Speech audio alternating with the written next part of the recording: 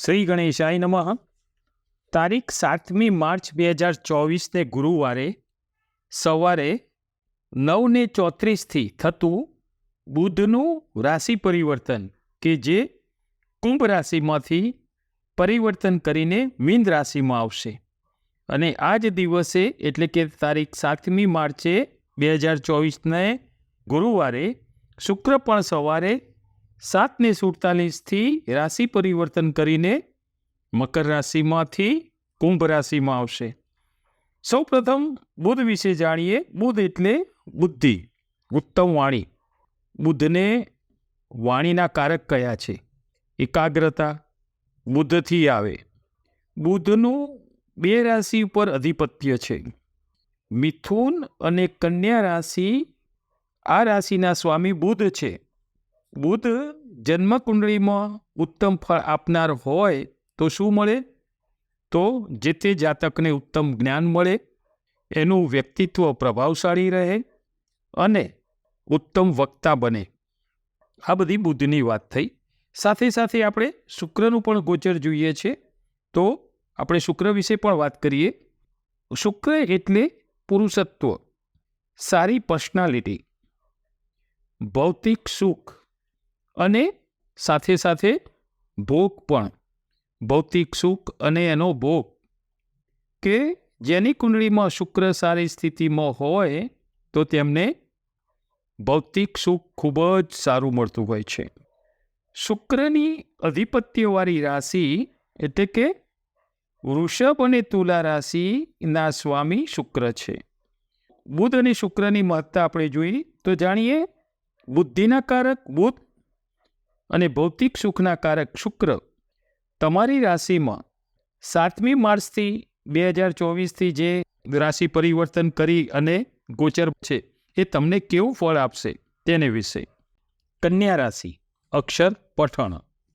કન્યા રાશિ માટે બુધનું મીન રાશિનું ગોચર અને શુક્રનું કુંભ રાશિનું ગોચર તમારી કન્યા રાશિ માટે બુદ્ધિના કારક બુધ તમારી રાશિથી 7મા ભાવથી ગોચર કરશે.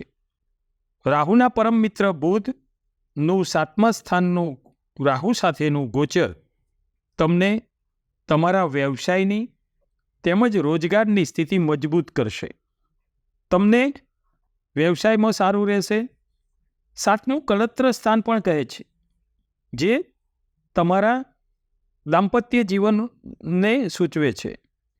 દાંપત્ય સુખ, ગૃહસ્થી સુખ આનાથી સારું જોવાશે. બુધની 7મી દ્રષ્ટિ તમારી રાશિ ઉપર રહેશે, એટલે કે તમારી રાશિને 7મી દ્રષ્ટિથી બુધ એ જોશે, એટલે તમારા વ્યક્તિત્વ ઉપર એની દ્રષ્ટિ રહેશે. એ શુભ રહેશે. તમારા વ્યક્તિત્વ પરની દ્રષ્ટિ બુધની એ શુભ ગણાશે. બુધ જેના સાથે હોય તેવું જ તે ગ્રહ સાથેનું વ્યક્તિત્વ ધારણ કરે છે, એટલે કે સારા ગ્રહ જોડે એ સારું ફળ આપે છે અને અશુભ ગ્રહ સાથે એ બુધ અશુભ ફળ આપે છે. અહીંયા બુધને તટસ્થ ગ્રહ તરીકે કહ્યા છે, એટલે જેની સાથે રહે એવું જ એના જેવું ફળ આપે છે. અહીંયા રાહુ સાથે છે, એટલે થોડી તમારે આરોગ્યની પણ સાવચેતી લેવી પડશે. બીજું, શુક્રનું તમારી રાશિથી 6ઠ્ઠા સ્થાનથી થતું શુક્રનું ગોચર શનિની કુંભ રાશિમાં થશે અને શનિ સાથે યુતિ કરે છે. ભૌતિક સુખના કારક શુક્ર શનિ સાથે યુતિ કરે છે, જે છઠ્ઠા સ્થાનેથી એ કયું સ્થાન છઠ્ઠું?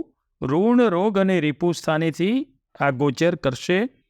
આ ગોચર તમને આરોગ્યની દ્રષ્ટિએ તમારે થોડું ખાંસી જેવી, જે શનિ વિષયક જે વ્યાધિ હોય છે, ખાંસી જેવી તકલીફ તમને રહ્યા કરે, એની તકલીફથી તમારે સંભાળવું. જો જન્મમાં ગ્રહોમાં કુંડળીમાં જો સારું જો સ્થાન હશે તો આની અસર નહીં જણાય, પરંતુ જો બુધની સ્થિતિ સારી નહીં હોય તો આ વસ્તુ, અને શનિ પણ જો આમાં એ હશે તો એનું ફળ આ રીતે તમને મળી શકે. સામે નહીં પણ પાછળથી તમને યુક્તિ પ્રયુક્તિ કરે. રીપુ એટલે ગુપ્ત દુશ્મન. તમને પાછળથી, સામે તો કહી ના શકે, પણ પાછળથી યુક્તિ પ્રયુક્તિ કરે. 7મી દ્રષ્ટિ શુક્રની 12મા વ્યય સ્થાને રહેશે. ભૌતિક સુખના સાધનોને અનુલક્ષીને અહીંયા તમારે ખરીદી થાય, એને અનુલક્ષીને તમે ખર્ચ પણ કરી શકો. કારણ કે 12મું સ્થાન જે છે એ વ્યયનું સ્થાન કહ્યું છે.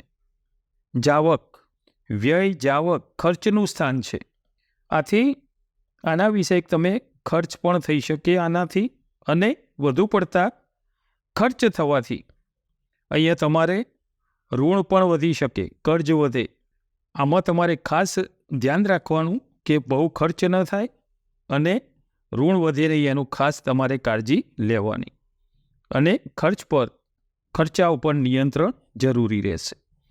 તો આ હતું બુધ અને શુક્રનું ગોચરનું કન્યા રાશિનું ફળકથન. નમો નારાયણ.